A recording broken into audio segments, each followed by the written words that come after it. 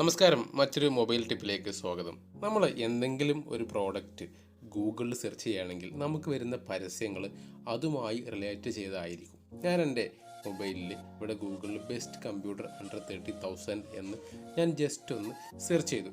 അപ്പോൾ ആ ഒരു എമൗണ്ടിലുള്ള കമ്പ്യൂട്ടറിൻ്റെ ഫോട്ടോസ് കണ്ടു. പിന്നെ ഞാൻ യൂട്യൂബിൽ പോയിട്ട് നോക്കുമ്പോൾ ഇവിടെ സജസ്റ്റഡ് പ്രോഡക്റ്റ് എന്നുള്ള കുറച്ച് ആഡുകൾ ഇവിടെ കാണാൻ കഴിയും.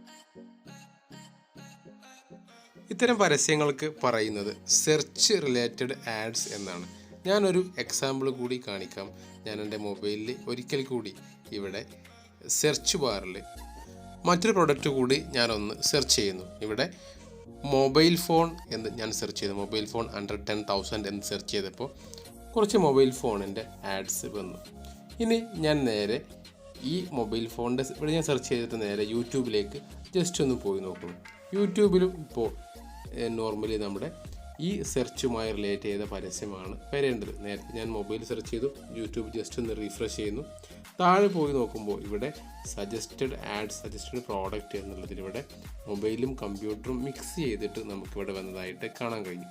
അപ്പോൾ ഞാൻ നേരത്തെ മൊബൈൽ സെർച്ച് ചെയ്തു, കമ്പ്യൂട്ടർ സെർച്ച് ചെയ്തു, ഇപ്പോൾ മൊബൈലും സെർച്ച് ചെയ്തു. ഇത്തരം സെർച്ച് റിലേറ്റഡ് ആഡ്സ് നമ്മുടെ ഒരു ഐഡൻറ്റിറ്റി എടുത്തിട്ട് ഈ ആഡുകൾക്ക് കമ്പനികൾക്ക് സെക്കൻഡുകൾക്കുള്ളിൽ പാസ് ചെയ്യുന്ന നമ്മുടെ മൊബൈലിൻ്റെ ആൻഡ്രോയിഡിൻ്റെ ഒരു സിസ്റ്റമാണ് ഇവിടെ കാണിക്കുന്നത്.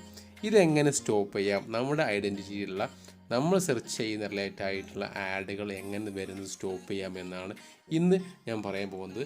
നമ്മുടെ ഫോണിൻ്റെ സെറ്റിങ്സിൽ ഗൂഗിൾ എന്ന് സെർച്ച് ചെയ്യുക. ഇവിടെ താഴെ ആഡ്സ് എന്ന് നമുക്ക് കാണാൻ കഴിയും.